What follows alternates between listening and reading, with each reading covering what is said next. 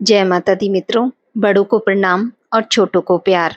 हर साल भाद्रपद मास के कृष्ण पक्ष की तृतीया तिथि को हरतालिका तीज का व्रत रखा जाता है। हिंदू धर्म में हरतालिका तीज का विशेष महत्व है। अखंड सौभाग्य के लिए सुहागिन महिलाएं निर्जला व्रत रखती हैं। इस दिन मां पार्वती और भगवान शिव की विधिवत पूजा करने का विधान है। इसके साथ ही कुंवारी कन्याएं भी मनचाहा वर पाने के लिए इस व्रत को रखती हैं। हरतालिका तीज की व्रत कथा। एक बार भगवान शिव ने पार्वती जी को उनके पूर्व जन्म का स्मरण कराने के उद्देश्य से इस व्रत के महात्म्य की कथा कही थी। श्री भोले शंकर बोले, हे गौरी पर्वतराज, हिमालय पर स्थित गंगा के तट पर तुमने बाल्यावस्था में 12 वर्षों तक अधोमुखी होकर घोर तप किया था। इतनी अवधि तुमने अन्न ना खाकर पेड़ों के सूखे पत्ते चबाकर व्यतीत किए। माघ की विकराल शीतलता में तुमने निरंतर जल में प्रवेश करके तप किया। वैशाख की जला देने वाली गर्मी में तुमने पंचाग्नि से शरीर को तपाया। श्रावण में मूसलाधार वर्षा में खुले आसमान के नीचे बिना अन्न जल ग्रहण किए समय व्यतीत किया। तुम्हारे पिता तुम्हारी कष्ट साध्य तपस्या को देखकर बड़े दुखी होते थे। उन्हें बड़ा कलेश होता था। तब एक दिन तुम्हारी तपस्या तथा पिता के कलेश को देखकर नारद जी तुम्हारे घर पधारे। तुम्हारे पिता ने हृदय से अतिथि सत्कार करके उनके आने का कारण पूछा। नारद जी ने कहा, गिरिराज, मैं भगवान विष्णु के भेजने पर यहाँ उपस्थित हुआ हूँ। आपकी कन्या ने बड़ा कठोर तप किया है। इससे प्रसन्न होकर वे आपकी सुपुत्री से विवाह करना चाहते हैं। इस संदर्भ में आपकी क्या राय है, जानना चाहता हूँ। नारद जी की बात सुनकर गिरिराज गदगद होकर उठे। उनके तो जैसे सारे कलेश ही दूर हो गए। प्रसन्नचित होकर वे बोले, श्रीमान, यदि स्वयं विष्णु मेरी कन्या का वरण करना चाहते हैं तो भला मुझे क्या आपत्ति हो सकती है। वे तो साक्षात ब्रह्मा हैं। महर्षि, यह तो हर पिता की इच्छा होती है कि उसकी पुत्री सुख संपदा से युक्त पति के घर की लक्ष्मी बने। पिता की सार्थकता इसी में है कि पति के घर जाकर उसकी पुत्री पिता के घर से अधिक सुखी रहे। तुम्हारे पिता की स्वीकृति पाकर नारद जी विष्णु जी के पास गए और उनसे तुम्हारे ब्याह के निश्चित होने का समाचार सुनाया। मगर इस विवाह संबंध की बात जब तुम्हारे कानों में पड़ी तो तुम्हारे दुख का ठिकाना ना रहा। तुम्हारी एक सखी ने तुम्हारी इस मानसिक दशा को समझ लिया और उसने तुमसे उस विषिप्तता का कारण जानना चाहा। तब तुमने बताया कि मैंने सच्चे हृदय से भगवान शिव शंकर का वरण किया है, किंतु मेरे पिता ने मेरा विवाह विष्णु जी से निश्चित कर दिया। मैं विचित्र धर्म संकट में हूँ। अब क्या करूँ? प्राण छोड़ देने के अतिरिक्त अब कोई उपाय शेष नहीं बचा है। तुम्हारी सखी बड़ी समझदार और सूझबूझ वाली थी। उसने कहा, सखी, प्राण त्यागने का इसमें कारण ही क्या है? संकट के मौके पर धैर्य से काम लेना चाहिए। नारी के जीवन की सार्थकता इसी में है कि पति रूप में हृदय से जिसे एक बार स्वीकार कर लिया, जीवन पर्यंत उसी से निर्वाह करे। सच्ची आस्था और एकनिष्ठा के समक्ष तो ईश्वर को भी समर्पण करना पड़ता है।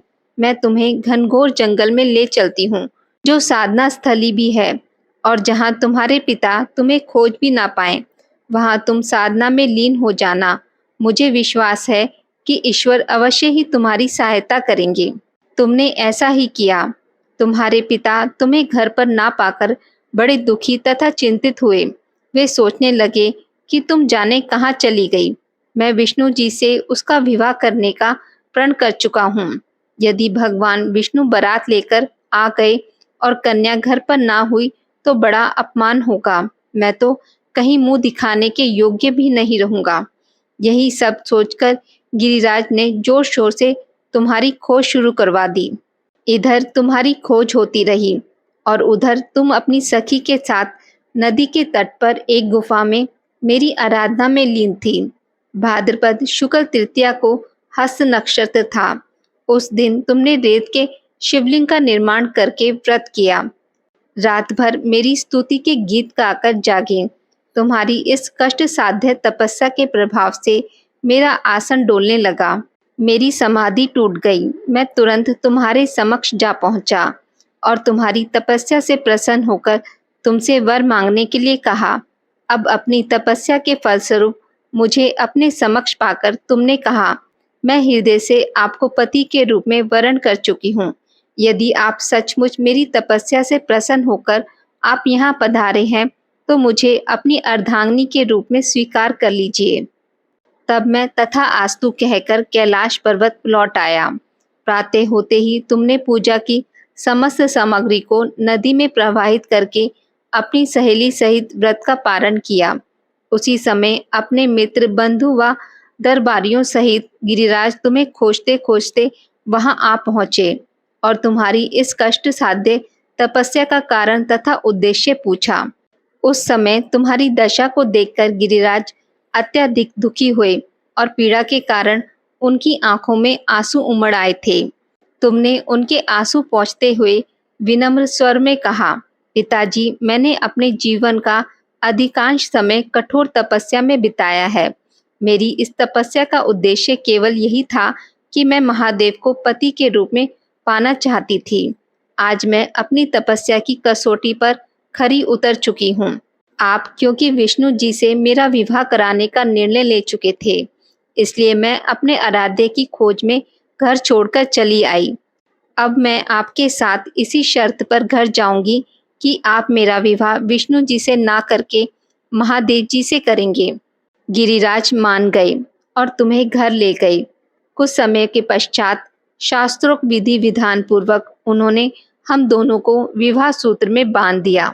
हे पार्वती, भाद्रपद की शुक्ल तृतीया को तुमने मेरी आराधना करके जो व्रत किया था, उसी के फलस्वरूप मेरा तुमसे विवाह हो सका। इसका महत्व यह है कि मैं इस व्रत को करने वाली कुंवारियों को मनवांछित फल देता हूँ। इसलिए सौभाग्य की इच्छा करने वाली प्रत्येक युवती को यह व्रत पूरी एकनिष्ठा तथा आस्था से करना चाहिए। माता पार्वती की आरती। जय पार्वती माता, जय पार्वती माता, ब्रह्म संतान देवी शुभ फल की दाता। जय पार्वती माता, अरिकुल पदम विनाशनी, जय सेवक त्राता। जग जीवन जगदम्बा, हरिहर गुण गाता। जय पार्वती माता, सिंह को वाहन साजे, कुंडल के साधा। देव बंधु जहाँ गावत, नृत्य करत था। जय पार्वती माता, सतयुगशील सुर सुंदर, नाम सती कहलाता। हेमांचल घर जन्मी, सखियन रंग राता। जय पार्वती माता, शुंभ निशुंभ विदारे, हेमांचल स्याता। सहस भुजा तनु धरि के, चक्र लियो हाथा। जय पार्वती माता, सृष्टि रूप तुम ही जननी, शिव संग रंग राता। नंदी भृंगी बिन लाही, सारा मद माता। जय पार्वती माता, देवन अरज करत, हम चित को लाता। गावत दे ताली, मन में रंग राता। जय पार्वती माता, श्री प्रताप आरती मैया की, जो कोई गाता। सदा सुखी रहता, सुख संपत्ति पाता। जय पार्वती माता। बोलिए माता पार्वती और भगवान शिव शंकर की जय। आज की इस वीडियो में बस इतना ही। मित्रों, अगर आपको मेरी वीडियोस पसंद आती हैं तो इसे लाइक और शेयर ज़रूर करें और पूजा पाठ से जुड़ी जानकारी के लिए मेरे चैनल को सब्सक्राइब करना ना भूलें। धन्यवाद।